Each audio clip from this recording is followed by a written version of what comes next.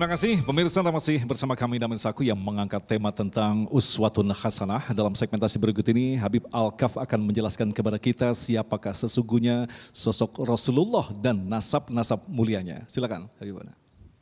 Bismillahirrahmanirrahim. Assalamualaikum warahmatullahi wabarakatuh.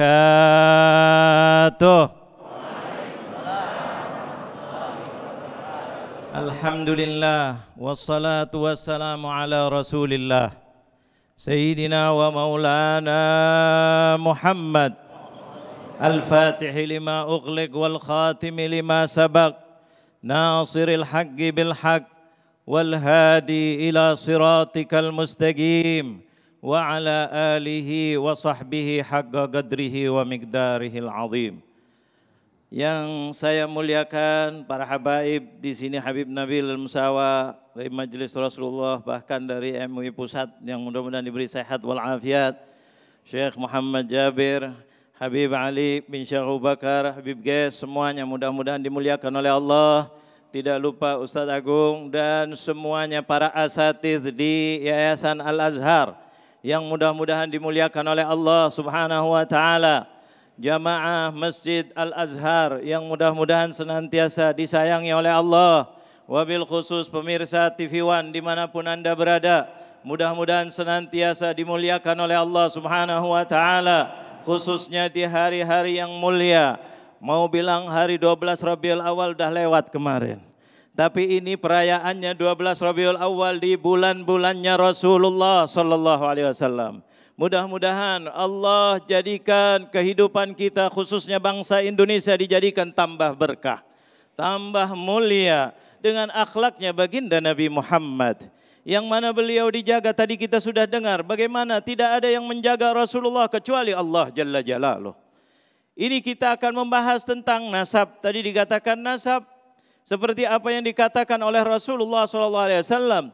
Inna Allah astafa Kinanatan min waladi Ismail wastafa Quraisyan min Kinanah wastafa Bani Hashim min Quraisy wastafani, kata Rasulullah, min Quraisy. Bahwa Rasulullah itu pilihan dari keturunan yang mulia, yang mulia, yang mulia, yang mulia, alias kalau bahasa kita bangsawan.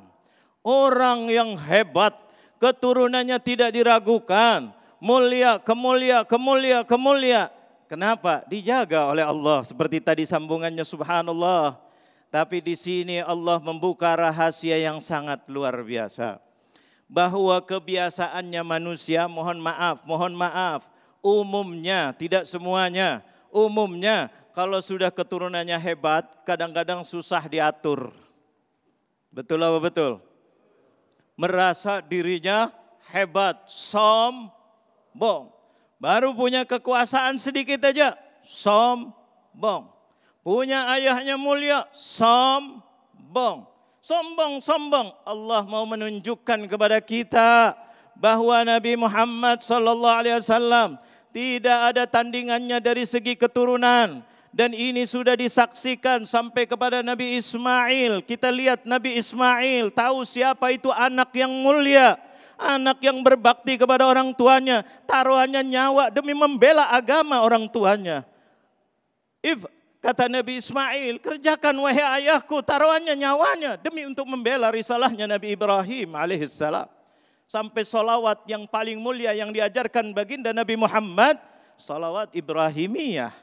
Salawat yang dari lisannya baginda Nabi Muhammad. Allahumma salli ala Sayyidina Muhammad wa ala ali Sayyidina Muhammad kama sallaita ala Sayyidina Ibrahim wa ala ali Sayyidina Ibrahim. Coba, tidak dikatakan nabi-nabi yang lain. Yang disalawatin adalah Nabi Ibrahim dan Nabi Ismail. Kenapa? Sebagai contoh yang luar biasa, keluarga yang harmonis, keluarga yang mementingkan Allah, maka keluarga itu akan dipentingkan oleh Allah Jalla Jalaluh. Ini Nabi Muhammad keturunan bangsawan luar biasa, tapi di sini akhlaknya luar biasa. Biasanya orang kalau sudah merasa besar, kira-kira ditegur, dikritik mau apa enggak? Berat. Kalau dikritik berani, cemberut, jangan-jangan ngambek. Jangan-jangan dimusuhin. Betul atau betul? Coba lihat akhlaknya baginda Nabi Muhammad. Seorang yang mulia, keturunan mulia. Dan ini disaksikan oleh Raja Najasyi. Ketika bertanya kepada utusan Rasulullah ketika hijrah pertama. Sayyidina Ja'far bin Abi Thalib ditanya bagaimana tentang keturunannya. Karena keturunan penting. Oh, orang hebat. Kok mau orang hebat berkumpul dengan orang-orang miskin? Itu Rasulullah ditegur, diberi kritikan, diberi arahan oleh sahabat Nabi. Menerima. Subhanallah dengan senang hati. Ketika mau perang Badar, ketika mau bikin perang Khandak dan seterusnya. Banyak lagi arahan-arahan. Istrinya memberikan isyarah kepada Rasulullah pendapat. Terima. Itulah Rasulullah SAW. Padahal bangsawan. Dan tidak begitu lagi kita membaca Al-Quran. Bagaimana akhlaknya Rasulullah. Ini mau menunjukkan semuanya untuk apa? Bahwa akhlak yang mulia luar biasa tidak ada kecuali ada pada baginda Nabi Muhammad. Dalam Al-Quran sampai kita membaca dapat pahala. Di situ adalah teguran daripada Allah kepada baginda Nabi Muhammad. Apa tidak ingat dalam surat Abasa wa Tawalla? Abasa wa Tawalla, Rasulullah agak cemberut sedikit. Ditegur oleh Allah Jalla Jalaluh. Ditegur gara-gara ada datang ketika itu Rasulullah ijtihad. Ijtihad, kepengen berdakwah. Pikirnya kalau orang yang didakwai orang besar-besar biasanya pengikutnya pada ikut. Kalau sudah masuk Islam itu biasanya anak buahnya ikut. Maka Rasulullah berdakwah kepada orang-orang yang besar. Ketika dakwah orang besar ada orang miskin, orang buta. Abdullah bin Ummi Maktub datang kepada Rasulullah. Beliau tidak melihat ada orang-orang sini. Tapi karena tahu Rasulullah itu orangnya baik, maka bertanya kepada Rasulullah, berilah ilmu yang diajarkan oleh Allah Jalla Jalaluh. Akhirnya Rasulullah, ya Allah kok datang ini, takut nanti orang ini lari. Biasanya orang besar itu mau dakwah dengan bersama orang yang besar. Maka Rasulullah agak sedikit cemberut, ditegur oleh Allah. Abasa wa tawalla an ja'ahul a'ma. Kisah ringkasnya apa yang terjadi di sini untuk menunjukkan akhlaknya Rasulullah.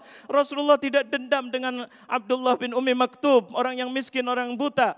Tapi setelah itu malah Rasulullah kalau duduk lagi di dalam majlis, datang Abdullah bin Ummi Maktub. Dari jauh Rasulullah langsung bangun, membentangkan serbannya, mengatakan apa kalimat? Marhaban birrajulil ladzi atabani fihi rabbi.